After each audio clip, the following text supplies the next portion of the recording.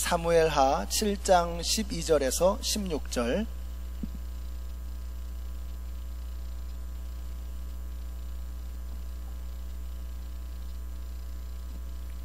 교독하시겠습니다. 너의 생애가 다하여서 내가 너의 조상들과 함께 묻히면 내가 내 몸에서 나올 자식을 후계자로 세워서 그의 나라를 튼튼하게 하겠다.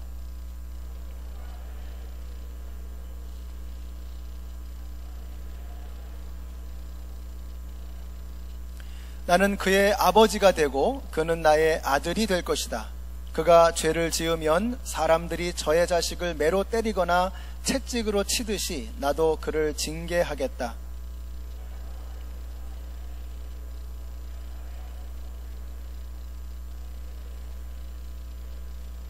함께 읽습니다. 내 집과 내 나라가 내 앞에서 영원히 이어갈 것이며 내 왕위가 영원히 튼튼하게 서 있을 것이다. 아멘.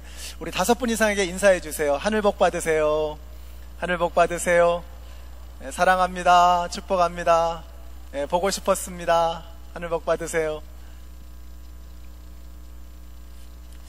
자, 오늘 다윗과 맺으신 언약이라는 제목으로 하나님 말씀 증거하겠습니다. 그 정도면 할 만큼 한 겁니다. 다윗 이야기를 하는 것입니다. 온 힘을 다해서 춤을 추었고 하나님을 예배했고 법궤를 예루살렘으로 모셔드리는 그 수건 사업을 다 이루었습니다. 오늘 1절에 보니까요, 주님께서 사방에 있는 모든 원수에게서 다윗 왕을 안전하게 지켜주셨으므로 왕은 이제 자기의 왕궁에서 살게 되었다라고 했습니다. 무슨 말이냐? 그 사이에도 다윗에게는 치러야 할 많은 전쟁들이 있었다는 것입니다. 근데 하나님께서 그 위험한 지경에서 도와주셨고 이제는 평화를 찾았다는 말입니다. 자, 다윗도 이제는 왕궁에서 2다리 쭉 뻗고 편안하게 잠잘 수 있는 상황이 되었습니다. 근데 참 이상합니다. 잠이 안 오는 거예요.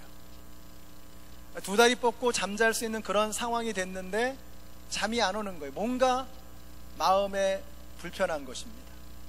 마음에 짐이 있고 부담이 있어서 잠을 이룰 수가 없었습니다.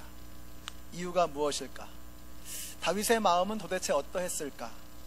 시편 132편에 보시면 그때 다윗의 심경을 표현해주는 그런 말씀이 나옵니다. 내가 내 집이나 침실에 들어가지 않을 것이며 졸거나 잠을 자지 않을 것이니 여호와의 성소 곧 하나님이 계실 집을 마련하기까지 그렇게 하리라. 뭐 하나 부족한 게 없었습니다. 등 따시고 배부르고. 그런데 뭔가 채워지지 않는 허전한 마음을 떨칠 수가 없었습니다. 마침내 다윗은 나단 선지자를 모셔놓고서 하소연을 합니다. 오늘 본문의 2절을 보시면 나는 백향목 왕궁에 사는데 하나님의 궤는 아직도 휘장 안에 있습니다. 나는 이렇게 의리의리한 화려한 왕궁에 편안하게 살고 있는데 하나님은 아직 텐트에 계시는구나. 이게 말이나 되나? 다윗의 마음이 불편했습니다. 그리고 하나님은 그 마음을 기쁘게 받으셨습니다. 우리 교회가 근 40년 전에 건축 헌금을 시작했는데요, 그때 성도님들의 마음이 그랬다고 합니다. 이제 막 이민들을 오셨어요. 그래서 자기 집이 없었습니다. 그냥 매달 아파트에서 한 달 한 달 월세 내면서 그렇게 생활을 하는 그런 어려운 지경이었습니다. 근데 우리 연합장로교회 우리 믿음의 선배들 어르신들께서 그랬다 그래요. 아니 하나님의 집도 없는데 어떻게 우리의 집을 마련하랴. 그래서 우리 믿음의 선배들께서 건축 헌금을 하시고 약정을 하시고 그렇게 해서 시작을 하셨다는 그런 말씀을 들었습니다. 저는 이것이 다윗의 마음이라고 생각합니다. 그리고 하나님께서 그 마음을 참으로 기뻐하셨으리라고 저는 믿습니다. 다윗은 백향목으로 만든 화려한 궁전이 불편했을 것입니다. 하나님의 궤가 머물러 계실 번듯한 그런 성전이 아직 없었기 때문입니다. 다윗은 현재의 그 상태로 만족할 수 없었던 것입니다. 이스라엘의 모든 백성들이 태평성대를 구가하면서 편안하게 두 다리 뻗고 잠을 자고 그러고 있는데 다윗 한 사람은 그게 불편했던 거예요. 하나님께서 번듯한 성전에 들어와 계시지 아니하고 텐트 안에 계시는 것이 다윗은 너무도 불편했던 것입니다. 우리가 이 마음을 배워야 됩니다. 오늘 이것이 우리에게 주시는 첫 번째 메시지입니다. 여러분, 그리스도인들에게 있어서 가장 위험한 게 뭔지 아세요? 이만하면 됐어. 제일 위험한 게 뭐냐면요, 배부른 겁니다. 배부른 거. 이만하면 됐지 뭐. 나 정도 하면은 충분하지 뭐. 나만큼 하는 사람이 있으면 나와보라 그래. 이런 교만한 마음, 배부른 마음, 여러분, 이것이 우리 그리스도인들을 위협하는 가장 큰 위험입니다. 바울이 그랬죠. 그런즉 선줄로 생각한 사람은 넘어질까 조심하라, 이렇게 말씀하셨어요. 여러분이 요즘에 뭐 이 정도면 됐지 뭐, 요즘 하는 정도면 충분한 것 같아, 뭐 적당히 하다 가면 되지 뭐, 이런 생각, 이게 만약에 여러분의 마음속에 들어와 있다면 여러분 늙으신 겁니다. 청년이라도 이런 마음, 이 정도면 충분하지 뭐, 이렇게 살다 죽지 뭐, 이게 늙은 겁니다. 그런데 연세가 높으신 어르신들이라도 내가 예수님을 닮아가야지, 내가 여기서 멈출 수 없지, 계속해서 예수 그리스도의 장성한 분량이 충만한 데까지 이르러야 해 라는 이 마음으로 멈추지 않는다면 그게 청년의 마음인 것입니다. 저는 오늘 여기 나오신 우리 성도님들, 우리 교회에는 이 바이올로지컬한 에이지, 이 몸의 나이에 상관없이 다들 영적으로 젊은 청년들만 충만하게 되시기를 예수님의 이름으로 축원합니다. 제일 위험한 게 배부른 거예요. 이만하면 됐지 뭐, 이 정도면 충분하지. 그때부터 우리는 늙어가는 것이고, 그때부터 우리는 무너지는 것입니다. 여러분, 우리가 왜 기도하지 않을까요? 다들 기도해야 되는 거 아시잖아요. 우리 그리스도인이라면 기도해야지, 다들 아십니다. 근데 왜 기도 안 하죠? 왜 기도 안 한다고 말씀드렸죠? 우리가 시간이 없어서 기도하는 게 안 하는 게 아니에요. 피곤해서 기도 못 하는 게 아닙니다. 왜 기도 안 하느냐? 배불러서 기도 안 하는 거예요. 내가 배가 부르니까, 내가 하나님 없어도 충분하니까, 굳이 하나님이 인버브 안 돼도 내 삶을 꾸려가는데 별 지장이 없다라고 판단이 되니까 더 이상 하나님이 필요 없다 이겁니다. 그때 우리는 기도를 멈추게 됩니다. 왜 우리가 기도를 못하느냐? 배불러서 기도 못하는 거예요. 믿음이 없어서가 아니라, 피곤해서가 아니라, 시간이 없어서가 아니라 배불러서 기도 못하는 것입니다. 이게 가장 위험한 것입니다. 오늘 우리 성도님들, 하나님을 향한 간절한 마음, 그 간절한 마음이 여러분 가운데 살아있게 되시기를 바랍니다. 우리 지난주부터 유아부 시작했잖아요. 타들러 클래스를 시작을 했습니다. 2-3살짜리. 저는 이게 너무 좋은 게요, 이게 당회에서 이제는 타들러들을 위한 클래스가 필요하다라고 해서 시작한 게 아니에요. 부모님들이 예배를 제대로 드려야 되겠는데 애들 때문에 예배를 못 드리는 거예요. 그래서 아이들을 위한 클래스가 필요하다, 우리 어린아이들도 예배 드리는 훈련이 필요한데 그냥 놀기만 해가지고는 안 되겠다, 그래가지고 시작한 겁니다. 그래서 저는 이게 참 가치 있다고 생각하는 거예요. 우리 젊은 부부들, 우리 젊은 사람들의 마음속에 예배를 향한 갈망이 있는 거예요. 예배를 향한 갈망. 우리 성도님들, 하나님을 향한 뜨거운 마음, 간절한 마음이 있게 되시기를 바라요. 부모가 살아야 애들이 사는 겁니다. 그냥 교회 나온다고 해서 되는 게 아니에요. 예배 가운데 하나님 앞에 간절한 마음으로 나올 때 부모의 영이 살아야 자녀들도 사는 거예요. 그래서 우리 성도님들에게 이런 간절함이 멈추지 않게 되시기를 바랍니다. 이번 주 금요일부터 우리가 부흥회 시작합니다. 저는 이번 부흥회가 잘 될 것 같아요. 이유가 뭐냐면요, 오시는 분이 간절해요. 이분이 어디서 오죠? 휴스턴에서 오십니다. 지금 비가 다 침수가 돼가지고요, 그냥 도시가 잠겨버렸던 거예요. 보신 것처럼 이따가 설교 끝부분에서도 영상을 하나 보여드릴 텐데, 다 무너지고 그냥 집에서 다 그냥 쓰레기 다 치우고 다 나오는 겁니다. 뭐 가전제품이고 피아노고 뭐고 다 그냥. 그런 절박함 속에서, 간절함 속에서, 어려움 속에서 오시는 거예요. 오시는 분이 간절한데, 여기서 우리가 손님을, 게스트를 맞이하는 우리의 마음은 더 간절해야 되지 않겠습니까? 오늘 여기 나오신 우리 모든 성도님들 다 오세요. 다 오셔서 간절한 마음으로 그 말씀 들으시고 은혜 받게 되시기를 바랍니다. 여러분 다들 바쁘신 거 압니다. 얼마나 바쁘시겠어요. 지금까지도 바빴는데. 이미 바쁜데 뭘 하나 새로 하려고 그러면 더 바쁘죠. 힘들죠. 그러나 내가 바쁘고 힘들지만 나올 수 없는 이유를, 핑계를 발견하는 게 아니라 어떻게 하면 할 수 있을까, 어떻게 하면 나올 수 있을까 하는 방법을 찾으시고 나오세요. 그래서 말씀으로, 간절한 마음으로 말씀 들으시고 하나님을 향한 그 간절한 마음으로 은혜 받으시고 누리시는 우리 모두가 되시기를 예수님의 이름으로 축원합니다. 다윗이 주님의 집을 지어드리고 싶었습니다. 그래서 그 말을 나단에게 했더니 나단이 뭐라고 하죠? 3절 말씀을 한번 보세요. 3절 보니까 나단이 왕에게 말하였다. 주님께서 임금님과 함께 계시니 가셔서 무슨 일이든지 계획하신 대로 하십시오. 자, 이런 걸 뭐라 그러죠? 원숭이도 나무에서 떨어질 때가 있다. 저는 이 장면을 보면서 조금 코믹하다 싶은 생각이 들었습니다. 하나님께서 이스라엘에서 제일 믿을 만한 사람이라면 다윗하고 나단 꼽지 않으셨겠어요? 이스라엘에서 가장 성령 충만한 사람, 하나님의 마음을 가장 잘하는 사람 하면 나단과 다윗 꼽지 않았겠습니까? 근데 나단도 다윗도 아니 하나님한테 물어보지도 않고 자기들이 그냥 추측하는 겁니다. 하나님 기뻐하시겠지 뭐. 그러고 나서 나단이 그러죠. 왕이시여 당신이 원하는 대로 하십시오. 그 하나님께서 기뻐하실 겁니다. 기도도 안 하고 물어보지도 않고 그렇게 대답을 해버린 것입니다. 하나님의 생각은 다른 데 있었잖아요. 저는 왜 이런 말씀을 보면 은혜가 되는지 몰라요. 아, 나단도 실수했구나.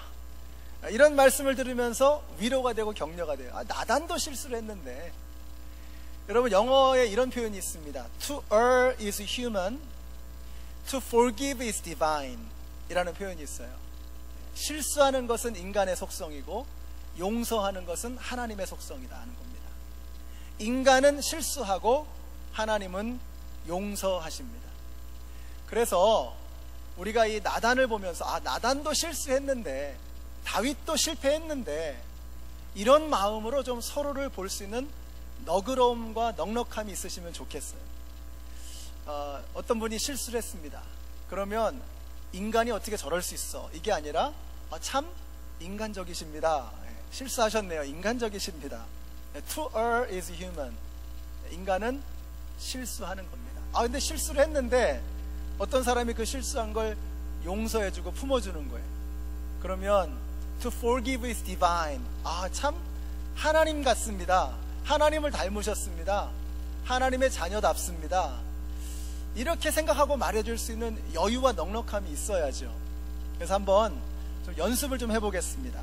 자, 여러분이 옆에 사람이 실수를 하셨어요. 그럼 뭐라고 얘기해야 되죠?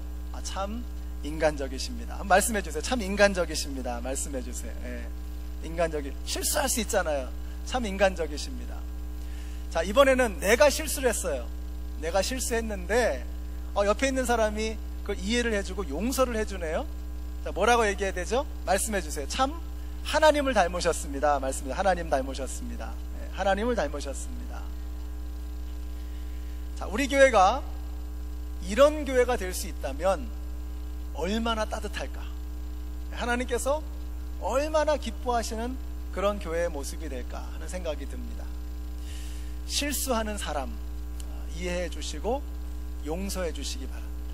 그래서 너그러운 마음으로, 넉넉한 마음으로 기다려주고 그렇게 그 사람을 기대해 줄 수 있는, 그 사람에게 완벽을 기대하지 마시고요, 완전해질 그 사람을 기대하는 겁니다. 앞으로 이 사람이 어떻게 예수님을 닮아갈까 기대감을 가지고 그 사람을 봐주는 거예요. 그래서 기다림이 참 중요합니다. 그래서 여러분 기다려주세요. 목장 식구들, 우리 성도님들 중에서도, 우리 이제 장로님들, 새로 장로님들 되셨잖아요. 그럼 장로님 새로 되시면 여러분 생각에 딱 당장 드는 생각이, 장로가 뭐 저래, 이렇게 생각하기 쉽거든요. 그러지 마시고, 그분 지난주까지 안수 집사셨는데 갑자기 장로가 되신 거예요. 얼떨결에 이제 되신 거예요. 그러면 기다려줘야죠. 실수할 수도 있고, 또 아직까지 적응이 안 돼가지고 어색해 하실 수도 있고, 근데 기다려주는 거예요. To err is human, to forgive is divine. 그래서 여러분 실수를 이해해 주시고, 그 다음에 하나님의 성품을 닮아서 하나님의 자녀답게 용서하는 미덕을 갖추시는 우리 모두가 되시기를 예수님의 이름으로 축원합니다. 자, 성전을 지어드리겠다는 다윗의 제안에 하나님께서 노 하셨지만 하나님께서는 그것을 기뻐하셨습니다. 그래서 하나님께서 큰 선물을 주시는데 5절부터 한번 보세요. 너는 내 종 다윗에게 가서 전하여라. 나 주가 말한다. 내가 살 집을 내가 지으려고 하느냐? 그러나 나는 이스라엘 자손을 이집트에서 데리고 올라온 날로부터 오늘에 이르기까지 어떤 집에서도 살지 않고 오직 장막이나 성막에 있으면서 옮겨 다니며 지냈다라고 말씀하세요. 하나님께서 말씀하십니다. 내가 너와 함께 다니면서 장막과 성막에 머물면서 함께 지냈다는 겁니다. 이스라엘 백성들이 옮기면 그 이스라엘 백성의 진 중에 한 가운데는 항상 성막이 있었습니다. 하나님의 임재가 거기 있었던 거예요.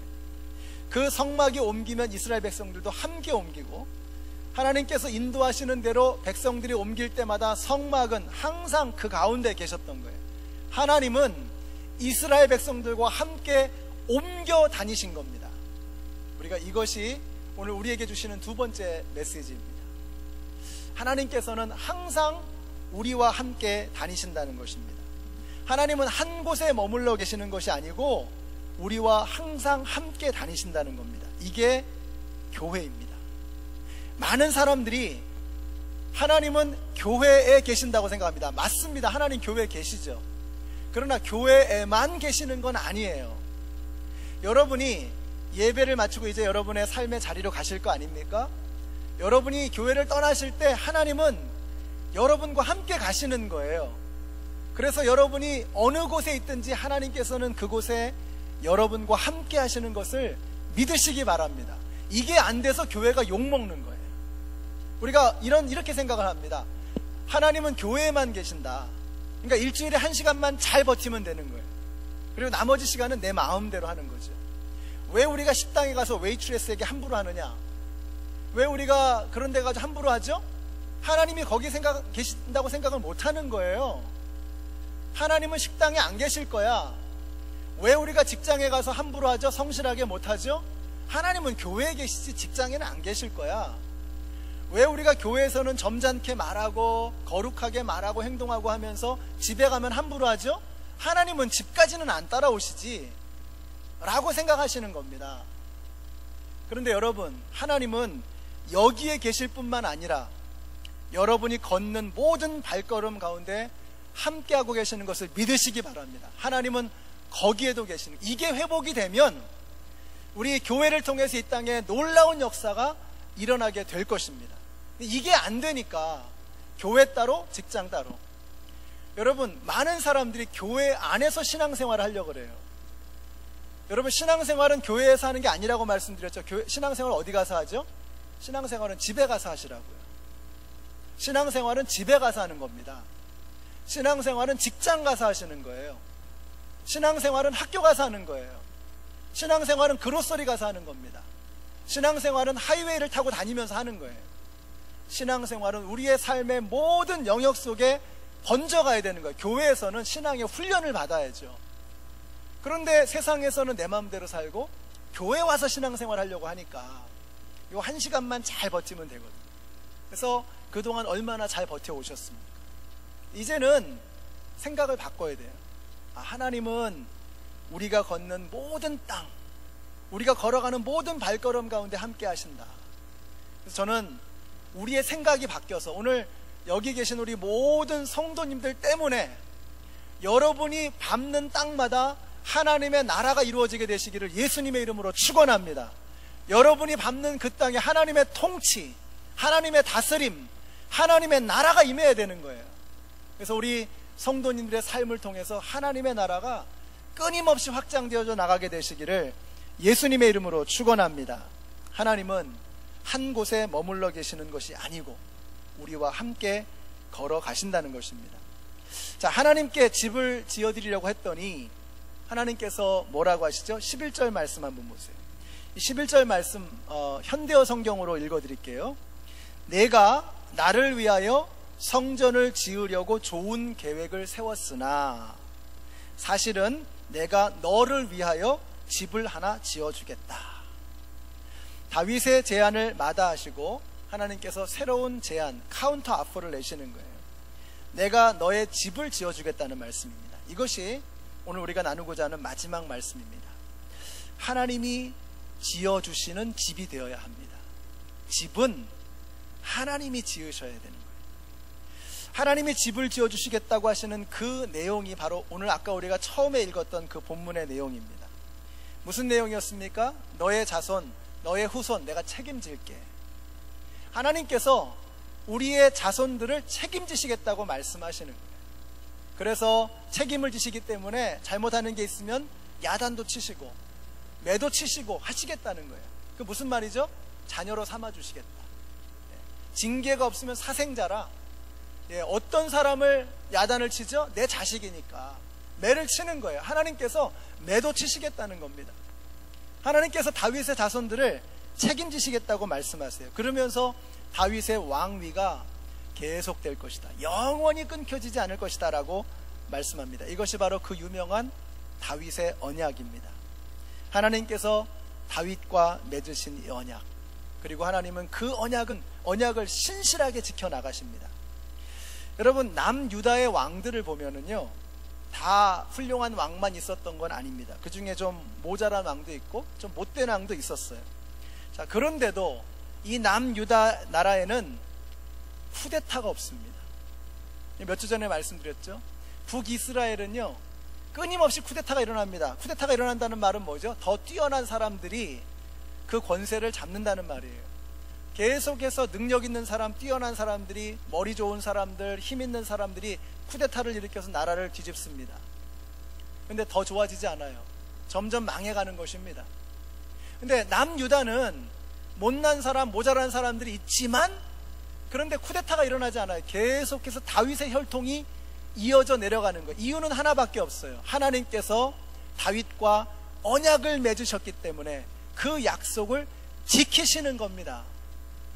이번 주에 우리 그 말씀 여러분 혹시 기억나세요? 우리 아침 묵상 말씀. 북이스라엘에서 아합의 딸 아달랴가 남유다로 시집을 왔습니다. 아무리 잘 나가는 집안이지만 정략 결혼을 했는데 뭐 좋지만 어떻게 바알 숭배자의 그 집안, 그 바알 숭배하는 제사장의 외손녀하고 결혼을 시킨 거예요. 여호사밧 왕이. 자, 그런데 이 아달랴가 아들이 죽었습니다. 아하시아 왕이 죽었어요. 자, 그러니까 이 여자가 돌변해가지고 악녀 중에 악녀입니다. 유다에 남아있는 다윗의 씨를 다 말려버리려는 거예요. 다 죽이고 자기가 왕이 됐습니다. 그런데 그때 여호세바하고 여호야다라고 하는 이 두 사람을 통해서 다윗의 혈통 한 사람 요아스라고 하는 이 아이를 살려내는 거예요. 이 아이가 죽으면 다윗의 혈통은 끝나는 거예요. 하나님의 약속은 날아가 버리는 거예요. 근데 하나님께서 이 핏덩이를 지켜주시는 거예요. 핏덩이를. 갓 태어난 아이를 고모 여호세바가 숨겨가지고 6살까지 그렇게 보호를 하고, 그 다음에 여호야다가 제사장이 군사를 일으켜가지고 그렇게 해가지고 이 아이를 지켜주는 거예요. 하나님께서 하신 것입니다. 하나님께서. 여러분, 이 다윗의 후손들이 잘난 사람이 없지만, 다 모자라고 부족하지만 그들을 지켜주시는 하나님의 은혜가 있었던 이유는 하나밖에 없어요. 다윗과 맺으신 약속 때문에, 다윗과 맺으신 그 언약 때문에 다윗의 후손들이 덕을 보는 거예요. 아브라함의 후손들이 덕을 봅니다. 누구 때문에? 아브라함 때문에. 왜 우리에게 그런 일이 일어나면 안 되겠습니까? 오늘 여기 나오신 우리 모든 성도님들, 다윗 때문에 다윗의 후손이 덕을 본 것처럼 우리 성도님들 여러분들 때문에 여러분의 후손이 좀 덕을 보는 그런 은혜가 있게 되시기를 예수님의 이름으로 축원합니다. 그래서 집은요, 내가 세우는 거 아닙니다. 집은 하나님이 세워주셔야 돼요. 여기 딱 떠오르는 말씀 있죠? 시편 127편의 말씀, 우리 한번 같이 한번 읽어보실까요? 시작. 여호와께서 집을 세우지 아니하시면 집을 세우는 사람의 수고가 헛되며, 여호와께서 성을 지키지 아니하시면 파수꾼의 깨어있음이 헛된 일이다. 일찍 일어나고 늦게 눕는 것, 먹고 살려고 애써 수고하는 모든 일이 헛된 일이다. 그러나 진실로 주님께서는 사랑하시는 자에게는 잠을 자는 동안에도 복을 주신다. 아멘이십니까? 이게 진짜 복이에요. 이게 진짜 복. 여러분이 열심히 일하시죠. 우리 성도님들 보면 정말 열심히 일하세요. 대부분 맞벌이를 하시고, 어떤 분은 서너 시간 주무신대요. 풀타임으로 일하시고, 또 애들 돌보고, 가사 일하고, 교회 일하고, 하루에 3시간, 4시간 자면서 그렇게 일을 하신대요. 여러분 다들 바쁘고 힘들고 어려우신 거 압니다. 근데 왜 그렇게 열심히 우리가 일을 하죠? 집안 일으켜 보겠다는 거 아니에요? 집을 좀 세워보겠다는 거 아닙니까? 그런데 우리가 아무리 뚝을 쌓고 댐을 만들고 그렇게 해도 한쪽 귀퉁이가 무너지면 끝나는 거예요. 우리가 아무리 열심히 집을 짓고 성을 쌓아도 세상에 뜻하지 않은 많은 일로 인해서 우리의 집과 성이 무너져 버리는 거예요. 하나님께서 지켜주지 아니하시면 그 모든 것들이 헛된 일로 끝나버리고 마는 것입니다. 집은 하나님이 세워주셔야 합니다. 성은 하나님이 지켜주셔야 합니다. 오늘 여기 나오신 우리 성도님들, 하나님께서 지어주시는 여러분의 가문이 되시기를 바라요. 하나님께서 지켜주시는 여러분의 삶이 되시기를 바랍니다. 그게 진짜 복이에요. 그래서 뭐라고 말씀하세요? 하나님께서 진실로 사랑하는 자에게는 잠을 자는 동안에도 복을 주신다. 이 말씀이 저는 너무 좋아요. 이게 진짜 복입니다. 옛날 번역에는 하나님께서 사랑하는 자에게는 잠을 주신다. 근데 이 번역보다 더 정확한 번역이 이겁니다. 이게 원어에 따라서 정확하게 번역하면 잠을 자는 동안에도 복을 주신다. 이게 진짜 복이에요. 일어났는데 문제가 해결됐어요. 아니, 자고 일어났는데 내가 할 수 없었던 일이 해결이 된 거예요. 여러분, 우리가 지금까지 그렇게 산 거 아닙니까? 여러분이 뭐 계산 다 하고 생각 다 해가지고 일처리 다 하고 여기까지 온 게 아니잖아요. 우리는 그냥 하루하루 산 것 뿐이잖아요. 근데 하나님께서 우리의 기도에 응답해 주시고, 우리의 안전을 지켜주시고, 우리의 자녀들을 보호해 주시고, 그래서 여기까지 온 거 아닙니까? 하나님께서 사랑하시는 자에게 잠을 자는 동안에도 복을 주신다고요. 일어났더니 하나님께서 응답하시고, 일어나 봤더니 막 복이 임하고 말이죠. 그런 축복이 여러분 모두에게 임하게 되시기를 예수님의 이름으로 축원합니다. 이게 진짜 복이에요. 내가 뭐 하나 열심히 죽어라 노력하면 되지요. 돈 죽어라 벌겠다. 돈 벌려집니다. 근데 돈은 벌었지만 나머지 다 잃어버린 건 어떻게 하려고요? 내가 죽어라 뭔가 하면 한 가지는 이루어요. 그러나 하나님이 주시는 복은 달라요. 내가 한 게 아닌데, 내가 할 수 없는 일인데 하나님께서 해주시는 그런 역사가 있다. 이게 진짜 복인 것입니다. 우리 연합장로교 성도님들은 좀 그런 복을 누리시는 분들이 되시기를 바라요. 여러분 노력하시고 열심히 사셔야 합니다. 그러나 그것 이상으로 부어주시는 하나님의 축복 가운데 살아가시는 여러분 모두가 되시기를 예수님의 이름으로 축복합니다. 그래서 이게 보여지는 사람은요, 감사가 멈추지 않는 거예요. 이게 안 보이는 사람은 불평을 멈출 수 없는 거예요. 되는 게 하나도 없는걸요. 이게 하나님께서 해주신 걸 못 보니까 맨날 불평하고 맨날 불만 터뜨리고, 그런데 나는 한 게 없는데 잠을 자는 동안에 하나님께서 도와주셨네. 내가 할 수도 없는 그런 영역 속에서 하나님이 지켜주시네. 이게 깨달아지는 사람은 감사밖에는 드릴 게 없는 거예요. 찬양밖에는 드릴 것이 없는 것입니다. 이런 하나님의 은혜를 경험하시는 여러분 모두가 되시기를 바랍니다. 그래서 여러분이 여러분의 자녀들, 여러분의 후손들, 여러분의 집안을 일으켜야 되는데, 이런 하나님의 축복, 이런 하나님의 은혜, 잠을 자는 동안에도 부어주시는 그 하나님의 축복과 은혜를 누리시는 그런 가정이 되어야 되지 않겠습니까? 그럼 어떻게 해야 되느냐? 하나님의 사랑 가운데 우리가 어떻게 살아가야 되느냐? 우리 성경이 내내 기록하는 게 이겁니다. 다윗을 보셔서 다윗의 자녀들을 축복하시고, 아브라함을 보셔서 아브라함의 자녀들을 축복해 주시는 거예요. 저는 우리 여기 계신 우리 성도님들, 여러분들 덕분에, 여러분이 잘 되는 것뿐만 아니라 여러분 덕분에 여러분의 자자손손이 잘 되게 되시기를 바라요. 그런 역사가 나타나게 되시기를 바랍니다. 여러분, 그 잠언 19장 17절에 이런 말씀이 나옵니다. 우리 한번 같이 한번 읽어보실까요? 시작. 가난한 사람에게 은혜를 베푸는 것은 주님께 구워드리는 것이니 주님께서 그 선행을 넉넉하게 갚아주신다. 전에 한번 인용한 적이 있었던 말씀입니다.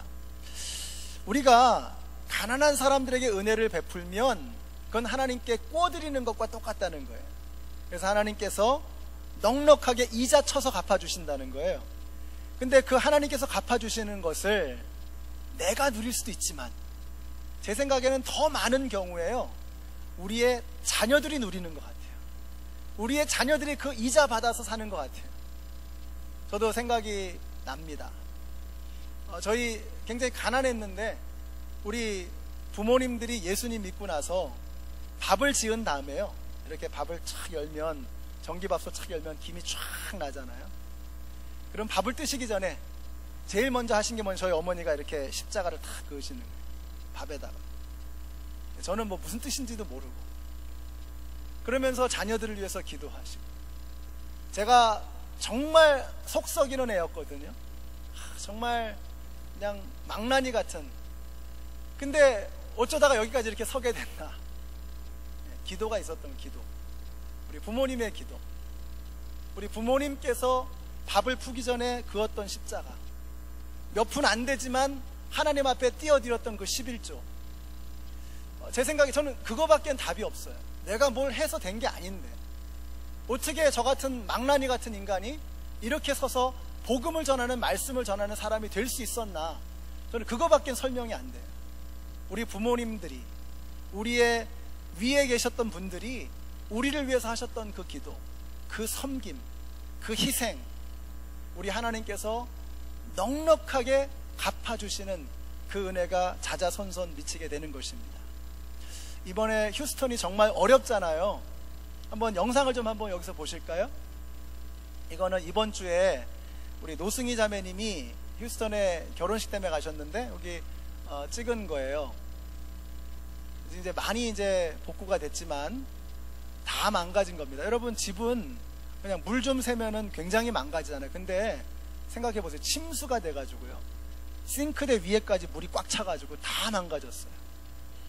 이거는 인슈런스로도 커버리 안 된다 그래요. 이런 지경에 이르렀습니다. 겉으로 멀쩡해 보이지만 다 물이 차가지고 다 그냥 쓰레기같이 다 내놓은 거예요. 네, 됐습니다. 여러분, 우리가 말과 혀로만이 아니라 행함과 진실함으로 우리의 사랑을 좀 베풀었으면 좋겠어요. 가난한 사람들에게 돕는 은혜의 손길을 베푸는 것은 주님께 구워드리는 것이다. 우리 주님께서는 그것을 넉넉하게 갚아주신다. 여러분, 우리의 자녀들이 잘 되는 비결, 하나님께서 세워주시는 그 든든한 집, 그런 가정, 그런 가문이 되는 비결, 우리가 하나님께서 세워주시는 그 집에 머물러야 되는 것입니다. 하나님께서 우리에게 명하신 그 명령에 순종하면서 우리가 하나님을 향해서 하나님의 마음으로 가난하고 어렵고 힘겨운 사람들을 우리가 구체적으로 도와줄 때 우리 자녀들한테 다 흘러가는 거예요. 디파짓하는 겁니다. 우리 자녀들이 다 찾아 먹을 겁니다. 그래서 하나님께서 세워주시는 아름다운 가문을 이루어 가시고 다윗과 같이, 아브라함과 같이 멋진 믿음의 명문가를 이루시는 우리 모두가 되시기를 예수님의 이름으로 축원합니다. 기도하겠습니다. 좋으신 은혜의 하나님, 감사합니다. 저희들은 저희들의 힘으로 집을 지으려고 했습니다. 무너지고 실패하고 속절없이 절망 가운데 널브러졌습니다. 이제는 주님이 세우시는 우리의 가문, 우리의 집안이 되게 하여 주시옵소서. 하나님은 여기에만 계시는 것이 아니라 우리가 밟는 모든 땅에 함께 하시는 하나님이신 것을 깨닫게 하여 주시옵소서. 이제 지금 이 상태로 만족하지 않게 하시고 심령이 가난한 자에게 천국을 주신다고 말씀하셨사오니 우리가 가난한 심령으로, 배고픈 마음으로, 절박한 마음으로 하나님의 은혜 가운데 달려나오는 저희들 모두가 되게 하여 주시옵소서. 예수님의 이름으로 기도드렸습니다. 아멘. 우리 함께 일어나셔서 찬양하시겠습니다.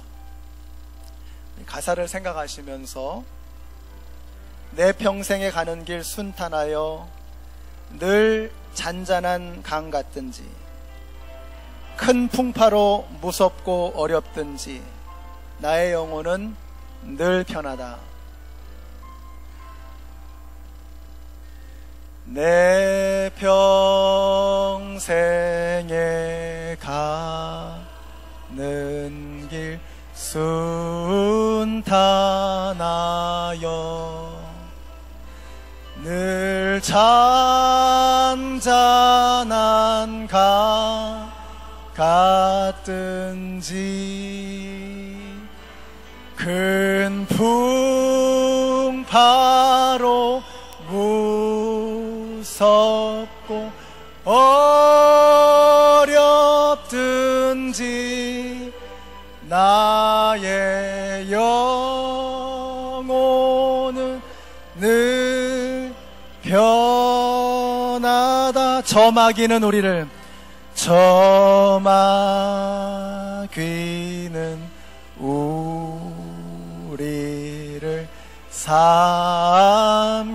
삼키려고 입 벌리고 달려와도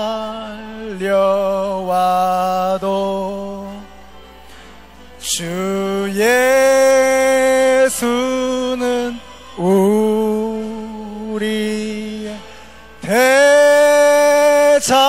대장되니 끝내 싸워서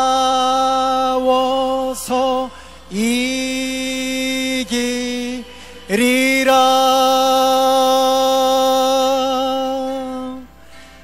내 영혼 평안해. 내 영혼 평안해. 내 지은 죄 주 홍빛 같더라도 주 예수께 다 아뢰며 그 십자가 피로써 다시 쓰사 흰눈보다도 정하. 내 영혼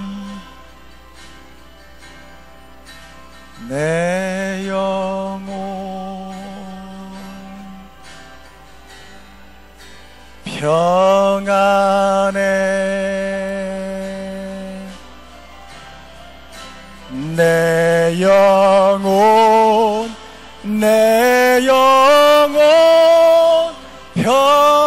하나 올릴까요? 저공 중에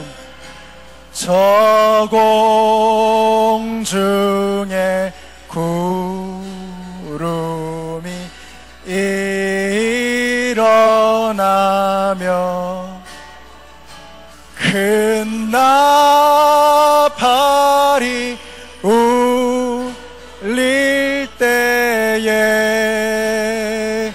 주 오셔서 세상을 심판해도 나의 영혼은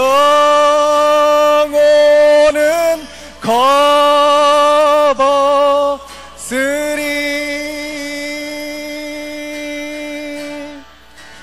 내 영혼 평안해.